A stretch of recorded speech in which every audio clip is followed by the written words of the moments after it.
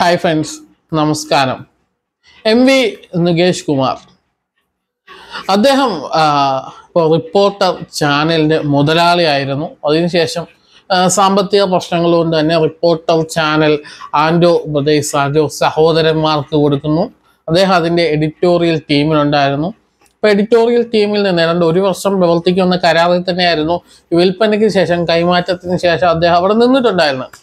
ഇപ്പോൾ ഒരു വർഷം ഏതാണ്ട് അവസാനിക്കാൻ പോകുന്നു. അദ്ദേഹം റിപ്പോർട്ടറിൽ നിന്ന് പതുക്കെ പടി ഇറങ്ങുന്നു.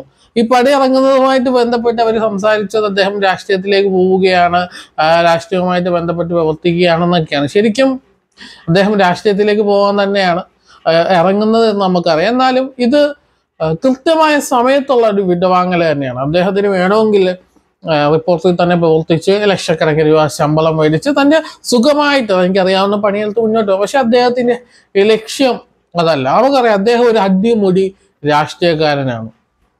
അദ്ദേഹത്തിൻ്റെ പിതാവിനെ നമുക്കറിയാം.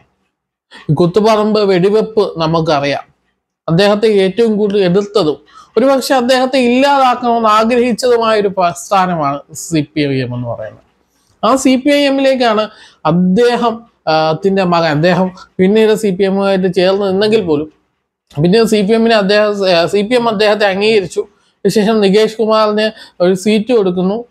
നികേഷ് ജയിക്കേണ്ടതൊക്കെ തന്നെയായിരുന്നു. അന്ന് വന്ന മാധ്യമ വാർത്തകൾ ഈ ഇദ്ദേഹത്തിന്റെ പിതാവുമായിട്ട് ബന്ധപ്പെട്ടിട്ടുള്ളൊരു വൈരം ഇപ്പോഴും CPM-ന്റെ ഉള്ളിൽ അവിടെ ഉള്ളതുകൊണ്ട് തോറ്റതാണെന്നാണ് വന്ന വാർത്തകൾ പറഞ്ഞത്. ഇപ്പൊ അദ്ദേഹം വീണ്ടും CPM-ലേക്ക് പോകുന്നു. CPM-ല് കണ്ണൂര് കേന്ദ്രീകരിച്ച് പ്രവർത്തിക്കണം പറയുന്നു. ഒരുപാട് പേര് പാലക്കാട് അദ്ദേഹം ഇലക്ഷന് നിൽക്കുമെന്നൊക്കെ പറയുന്നു. വെറുതെ അദ്ദേഹം ഒരു ബുദ്ധിരാക്ഷസനാണ്. അദ്ദേഹം ഒരിക്കലും പാലക്കാട് വന്ന് മത്സരിക്കത്തില്ല.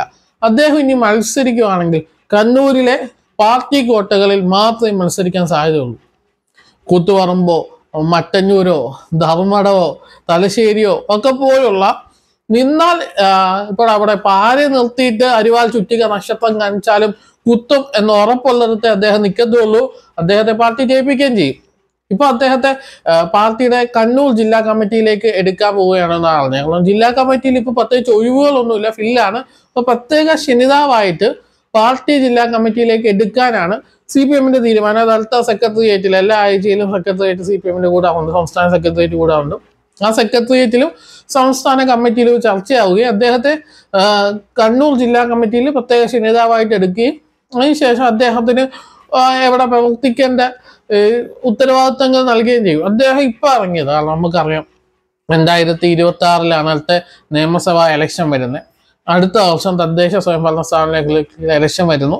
അപ്പോൾ ഈ തദ്ദേശ സ്വയംഭരണ സ്ഥാപനങ്ങളിലേക്കുള്ള ഇലക്ഷന് പാർട്ടി ഉത്തരവാദിത്തത്തോടുകൂടി പാർട്ടി നേതാക്കന്മാരെ ജയിപ്പിക്കുന്നതിന് അദ്ദേഹം പ്രവർത്തിക്കുകയും പ്രവർത്തകർക്കൊപ്പം നിന്ന് പ്രവർത്തിക്കുകയും അതിനുശേഷം അടുത്ത നിയമസഭയിൽ അദ്ദേഹം സ്ഥാനാർത്ഥിയാവുകയും ചെയ്യും. ഇപ്പൊ പ്രവർത്തിച്ചു തുടങ്ങിയാലേ നിയമസഭയിൽ വിജയിക്കാൻ കഴിയുകയുള്ളൂ എന്ന് അദ്ദേഹത്തിന് വളരെ കൃത്യമായിട്ട് അറിയാം. അല്ലാതെ പെട്ടെന്നൊരു ദിവസം നികേഷ് കുമാറിനെ സ്ഥാനാർത്ഥിയായിട്ട് അന്നേരം റിപ്പോർട്ടറിലെ പണിയും രാജിവെച്ച് പോലൊന്നും നടക്കത്തില്ല.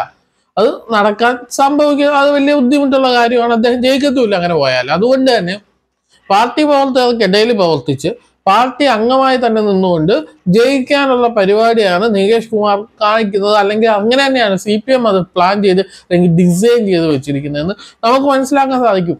അല്ലാതെ ഇന്നലെ അരുൺകുമാർ പറഞ്ഞ പോലെ ഒരു സ്ഥാനവും ഇല്ലാതെ അദ്ദേഹം അങ്ങ് പോവൊന്നുമല്ല. സ്ഥാനമൊക്കെ വളരെ കൃത്യമായിട്ട് കണ്ട് മനസ്സിലാക്കി തന്നെയാണ് അദ്ദേഹം പോയിരിക്കുന്നത്. അതിലൊന്നും യാതൊരു സംശയമില്ല. എന്തായാലും അദ്ദേഹം കണ്ണൂരിലെ വിജയസാധ്യതയുള്ള ഒരു മണ്ഡലത്തിൽ മത്സരിക്കും. അദ്ദേഹം MLA ആവും.